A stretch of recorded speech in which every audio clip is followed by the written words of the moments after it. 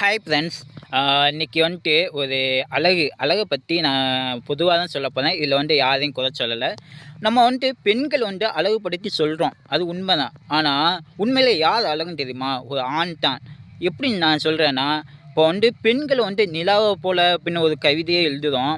ஆனால் ஒரு ஆணை வந்துட்டு எதுக்கும் உதாரணப்படுத்தி அழகுபடுத்தி எழுதுவதே கிடையாது. ஒரு பெண் ஒரு ஆணை வந்துட்டு அழகாக இருக்கான் என்று ஒரு கவிதை இது வரைக்கும் கிடையாது. சரிங்களா? அதான் உண்மை. ஆனால் உண்மையிலே என்னன்னு தெரியுமா? ஒரு ஆண் தான் உண்மையான அழகன் தெரியுமா? அதாவது நான் வந்துட்டு ஈர்ப்பு பற்றி நான் சொல்ல வரல. அதாவது அழகாக படைக்கப்பட்டது இறைவன் வந்துட்டு ஆணை மட்டும்தான் தெரியுமா? அதுக்கு அப்பாற்பட்டு தான் பெண். அதாவது இங்கே வந்து பெண்களை வந்து இழிவுபடுத்தியோ இல்லை வேறுபடுத்தியோ நான் சொல்ல வரல.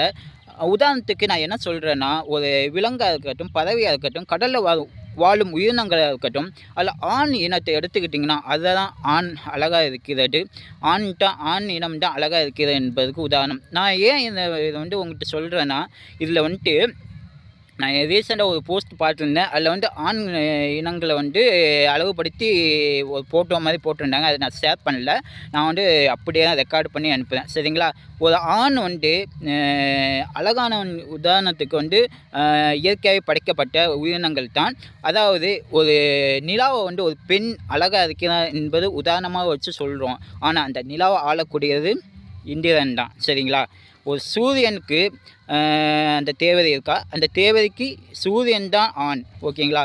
அப்படி இருக்கும் காலத்தில் ஒரு ஆண் வந்து எந்த அளவுக்கு வசீகரம் கொண்ட தோற்றம் கொண்ட அழகான என்பது நம்ம நினைவில் வைத்து கொள்ளணும். இதில் வந்துட்டு ஈர்ப்பு தேவையில்லாத எண்ணங்களை வந்து உருவாக்கி கொள்ள வேண்டாம். சரிங்களா? இங்கே வந்து யாரையும் வேறுபடுத்தலை, எனக்கு தோணுச்சு சொல்கிறேன். பாய்.